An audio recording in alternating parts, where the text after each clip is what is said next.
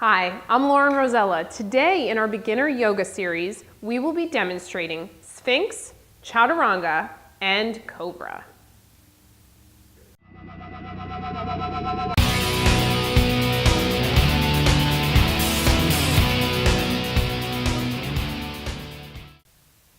So today we're moving it down to the floor. We're going to start off in prone position on our stomach. So coming down to our stomach, into our Sphinx pose, elbows underneath our shoulders. Keeping that nice, long spine, pressing the crown of our head up toward the sky, lengthening our neck and shoulders are lowered down and away from our ears. The key here is instead of pressing our weight into our hands, what we want to do is we want to push down through all 10 of our fingertips, drawing those hands toward our body as we pull down onto the floor. This is going to enable us to think about lengthening our spine every time we exhale. So deep breaths in through our nose and out through our nose. As we exhale, lengthen that spine, shoulders down and away, reaching the crown of the head up to the sky and elongating our lower body. Now, if you have any low back impingement or any discomfort in your low back, you can start lower, but try to keep the integrity of that spine. Pressing the crown of our head away from our body, elongating that neck, and the legs and shoulders down and away. And as you get stronger or as you improve your low back flexibility, we can come a little bit higher each time. So coming back up into our plank position that we learned a couple weeks ago, keeping those hips in line with the shoulders, shoulders stacked on top of our wrists. So bring those wrists a little bit. Yep, perfect.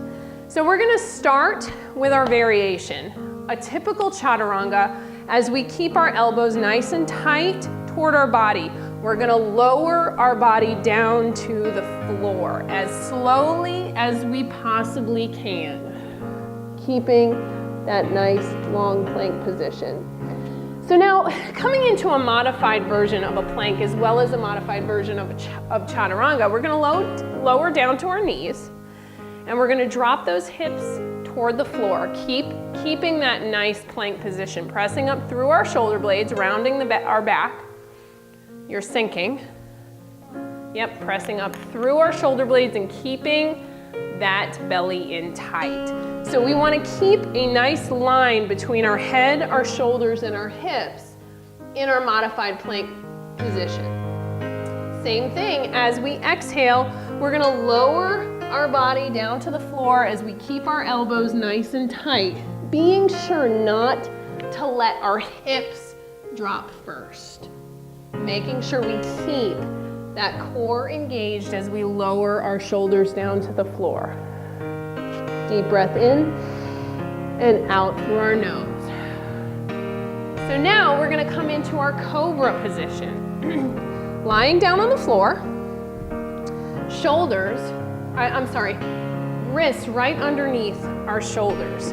So we're going to keep those hands right below our shoulders. Taking a deep breath in. As we exhale, we're going to lift our shoulders off the floor, engaging that core, engaging that lower back, being sure not to push our body up with our hands. We want to use that strength in our core and our back to lift our upper body off the floor. Inhale as we lower and exhale as we lift, being sure to keep that nice neutral spine and neutral neck, reaching the crown of the head and the feet in opposite directions. Our variation here as we get stronger is to lift that lower body at the same time. And inhale, lower. Exhale, lift. Inhale, lower. Great job today, Kadyn. Wonderful work. Stay tuned next week for 3 more new poses.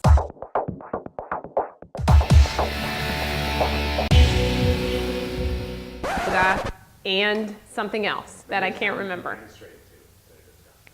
Did I say discussing? Yeah. Okay. Cobra. We'll be demonstrating Cobra.